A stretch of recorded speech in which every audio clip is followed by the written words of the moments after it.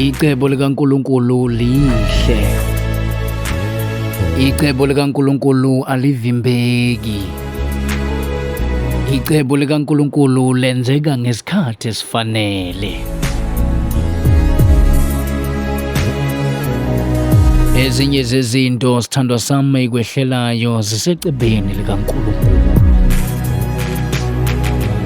Kuyenzeka icebo likudlulise la kubuhlungu khona. Yenzeka ulahlekelwe abantu obadingayo nobathandayo. Icebo likaNkulunkulu lihle.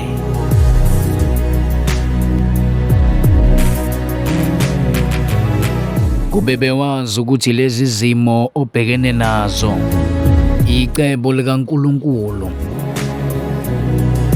Bungeke uziyekelele mntanasekhaya.